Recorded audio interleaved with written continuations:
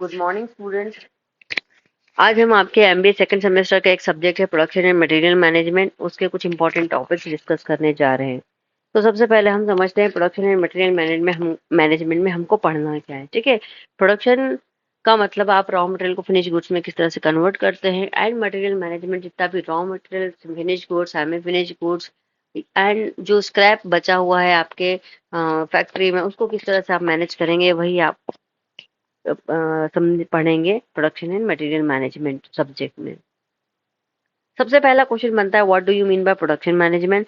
Production management दो शब्दों से मिलकर बना है, प्रोडक्शन एंड मैनेजमेंट। प्रोडक्शन को हिंदी में आप उत्पादन कहते हैं एंड मैनेजमेंट को आप प्रबंधन कहते हैं। ठीक है, production implies conversion of raw material into finish good. जब आप रॉ मटेरियल को फिनिश गुड्स में कन्वर्ट कर लेते हैं तो उसे आप प्रोडक्शन प्रोसेस कहते हैं। ठीक है, management implies arrangement which involves fulfilling target using management principles. Management principles को यूज करके आप अपने टारगेट को बेस्ट तरीके से अचीव कर सके, वही होता है आपका management. Management principles like planning, organising, staffing, controlling, directing etcetera. ठीक है, बढ़ते हैं टाइप्स ऑफ प्रोडक्शन सिस्टम की तरफ। प्रोडक्शन सिस्टम आपका दो तरह का होता है, एक होता है कंटिन्यूस प्रोडक्शन सिस्टम, दूसरा होता है आपका intermediate production system. Continuous production system means that the production that is being processed are continuous in motion, है ना, लगातार प्रोडक्ट का प्रोडक्शन होता ही रहेगा। ठीक है, उसी का उल्टा इंटरमीडिएट प्रोडक्शन सिस्टम, जहां पर प्रोडक्शन सिस्टम रुक रुक के होगा, इरेगुलर प्रोडक्शन स्केड्यूल रहेंगे, रुक रुक के प्रोडक्शन होगा, वो होता है आपका इंटरमीडिएट प्रोडक्शन सिस्टम। ठीक है, कंटिन्यूअस प्रोडक्शन सिस्टम दो तरह के होते हैं, mass production system and process production system. Mass यानी इन बल्क, जब आप इन बल्क या एक साथ सारा प्रोडक्शन करते हैं और लगातार प्रोडक्शन चलता रहता है, उसके आप बोलते हैं mass production system. Like over the counter drugs हो गए, हाउस होल्ड अप्लायंसेज हो गए, जिनका प्रोडक्शन हमेशा लगातार चलता रहता है। ठीक है, देन है आपका process production flows. Process production after certain process, है ना, एक प्रोसेस के बाद में दूसरे प्रोसेस में होगा आपका प्रोडक्शन बल्क में ही, लेकिन एक प्रोसेस के बाद में दूसरे प्रोसेस में। लाइक अगर आपकी गारमेंट की फैक्ट्री है तो पहले आप कॉटन से प्रोसेस्ड क्लोथ को लेंगे और देन उसको आप फर्दर गारमेंट की फैक्ट्री में ले जाएंगे गारमेंट बनाने के लिए। ठीक है, इंटरमीडिएट प्रोडक्शन सिस्टम तीन तरह के हैं, project production flows, jobbing production flows and batch production flows. Project production flows एक सिंगल वन शॉट वर्क होगा, कॉन्ट्रेक्चुअल बेसिस होगा। लाइक आपने डैम बनाने का प्रोजेक्ट ले लिया है या आपने फ्लाईओवर बनाने का प्रोजेक्ट ले लिया है, तो वो आपका वन टाइम में वो प्रोजेक्ट आपका खत्म हो जाएगा। ठीक है, देन है आपका जॉबिंग प्रोडक्शन, एक गिवन पीरियड ऑफ टाइम में और एक फिक्स कॉस्ट आप उसके लिए पे करते हैं छोटे समय के लिए। ये आपका जो वर्क होता है उसे आप जॉबिंग प्रोडक्शन सिस्टम कहते हैं। लाइक आपने रिपेयरिंग कर दिया मशीनरी का या टेलरिंग जॉब आपने प्रोवाइड कर दी, तो ये होगा आपका जॉबिंग प्रोडक्शन। फिर है आपका batch production system. Batch production flows में आप बैचेस में आप प्रोडक्शन करते हैं, है ना, लेकिन एक बार एक बैच कंप्लीट होगा देना आप अगला बैच बनाएंगे। Like die old and mould जो है इसके बेस्ट एग्जांपल हैं बैच प्रोडक्शन सिस्टम के। आगे बढ़ते हैं ऑब्जेक्टिव्स की तरफ। Major objectives of production management. तो सबसे पहला और मेजर ऑब्जेक्टिव है आपका क्वालिटी ऑफ प्रोडक्ट। आपको हमेशा आपके प्रोडक्ट की क्वालिटी मेंटेन रखनी है एंड कंसिस्टेंट रखनी है। ठीक है, अप टू द बेंचमार्क रखनी है।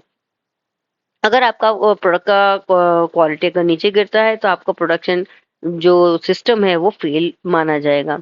ठीक है, क्योंकि आपका कस्टमर बाद में धीरे धीरे डिससेटिस्फाई होता जाएगा।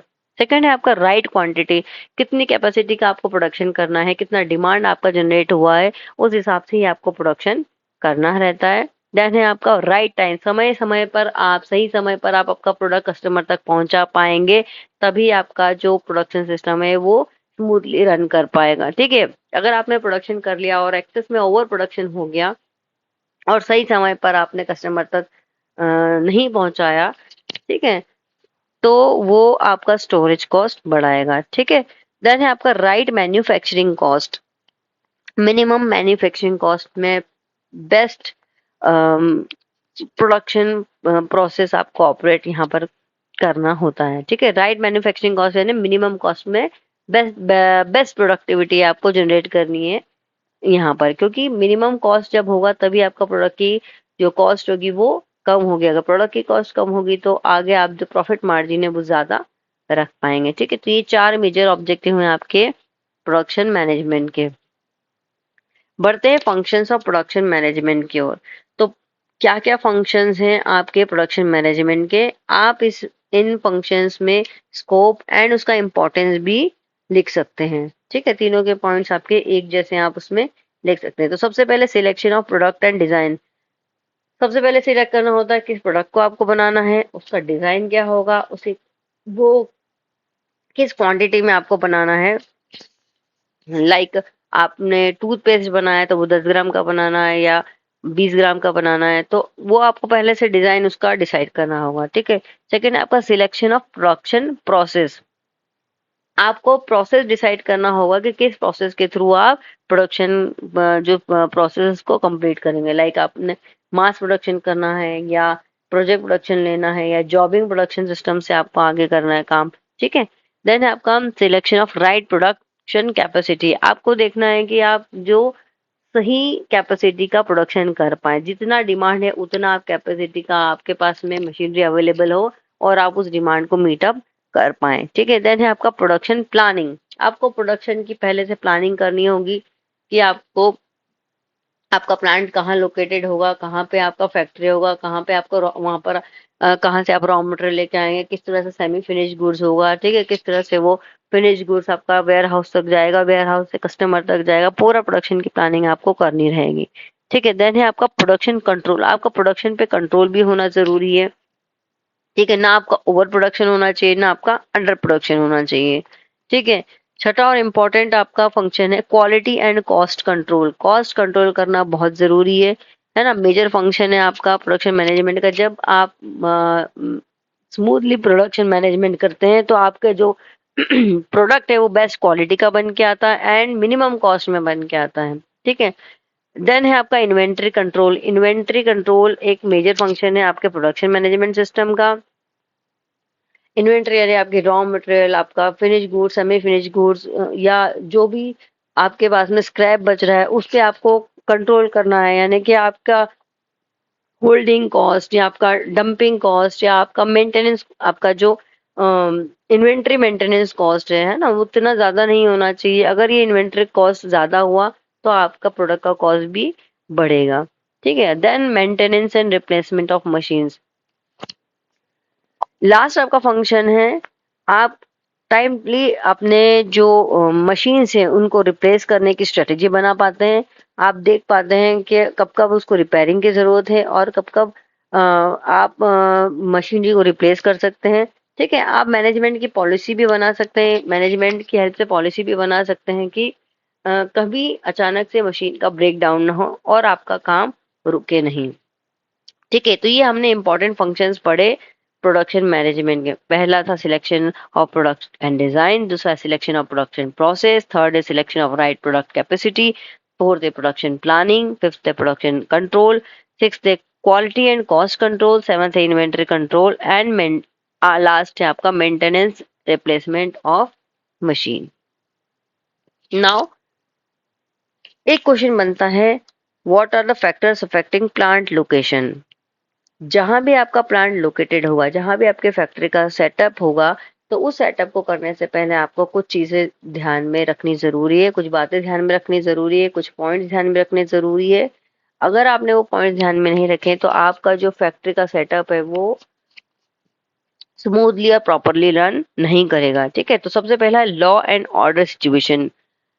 आपका फैक्ट्री, आपका प्लांट जहाँ सेटअप है वहाँ गवर्नमेंटल कोई इशू तो नहीं है, आपके पास में प्रॉपर लाइसेंसिंग अवेलेबल है, या गवर्नमेंट के कोई रूल्स रेगुलेशन के खिलाफ जाकर के आप वहाँ पर प्लांट सेटअप तो नहीं कर रहे हैं। नहीं तो फ्यूचर में क्या है, वहाँ पर लॉकआउट होने के चांसेस बढ़ सकते हैं। ठीक है, देन है आपका अवेलेबिलिटी ऑफ इंफ्रास्ट्रक्चर फैसिलिटीज। जहां आपका प्लांट सेटअप है वहां पर इंफ्रास्ट्रक्चर की फैसिलिटी है या नहीं है, ट्रांसपोर्टेशन फैसिलिटी है या नहीं है, ये आपको चेक करना होगा। Then a good industrial relation.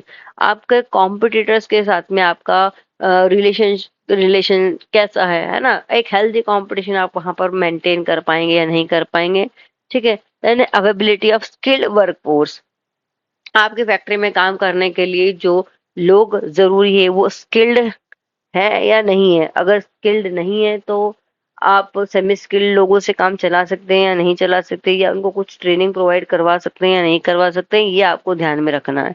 Then है आपका सोशल इंफ्रास्ट्रक्चर, लाइक हॉस्पिटल्स हो गया, है ना, ताकि अगर इन इमरजेंसी अगर कुछ जरूरत पड़ सके तो आप इन इंफ्रास्ट्रक्चर्स को यूज कर सकें, ठीक है। देन है आपका इन्वेस्टर फ्रेंडली एटीट्यूड, हमेशा आपका प्लान जो है इन्वेस्टर फ्रेंडली होना चाहिए, ठीक है। इन्वेस्टर फ्रेंडली का मतलब कोई भी इन्वेस्टर आपकी कंपनी में आगे रह के इन्वेस्टमेंट करने का प्रपोजल रख सकें, ठीक है। इन्वेस्टर फ्रेंडली, अगर कुल मिला के आपको आपके जो इन्वेस्टर से गुड अच्छे रिलेशनशिप रखने चाहिए, ठीक है। अगर अच्छे रिलेशनशिप होंगे तभी आप वहां पर, जहां पर भी आप प्लांट सेटअप कर रहे हैं वहां पर आप जो अगर आपका आपके सप्लायर से आपके रिलेशनशिप अच्छे हैं तो आपको सप्लायर रॉ मटेरियल देने में भी हिचकिचाएगा नहीं, ठीक है। देन है नियरनेस टू मार्केट, मार्केट के कितना नियर है आपका प्लांट, ठीक है।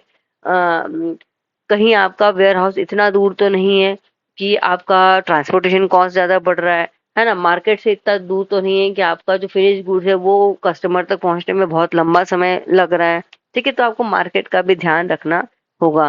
Then nearness to source of raw material, क्या सप्लायर आपके नजदीक है, आपको ये ध्यान में रखना पड़ेगा कि आपके फैक्ट्री में रॉ मटेरियल की सप्लाई इजीली हो, ठीक है। और आपके पास में इतने ऑप्शंस अवेलेबल हैं कि अगर एक सप्लायर अगर आपको नहीं सप्लाई कर रहा है तो दूसरा आपके पास में रेडी होना चाहिए, ठीक है। देन है आपका सपोर्टिंग इंडस्ट्रीज एंड सर्विसेज, आप आपको ये भी ध्यान में रखना है कि अगर आपके आसपास सपोर्टिंग इंडस्ट्रीज है या नहीं है, ठीक है।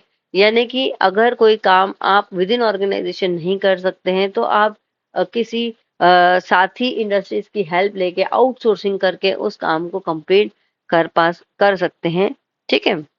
देन लास्ट है आपका मस्ट मीट सेफ्टी रिक्वायरमेंट्स, जहां भी आपका प्लांट लोकेटेड है, फैक्ट्री सेटअप है, वहां पर कोई नेचुरल कैलेमिटीज तो नहीं है, वहां पर सेफ्टी आपके इन्वेंट्री की, आपके मैन पावर की, ठीक है, आपके रिसोर्सेज की सेफ्टी होना भी जरूरी है, ठीक है। तो ये 10 पॉइंट है, इनको आपको ध्यान में रखना है आपके प्लांट लोकेशन को चूज करते समय, ठीक है। बढ़ते हैं नेक्स्ट क्वेश्चन की ओर। प्लांट लेआउट, लेआउट का मतलब होता है ब्लूप्रिंट, ठीक है।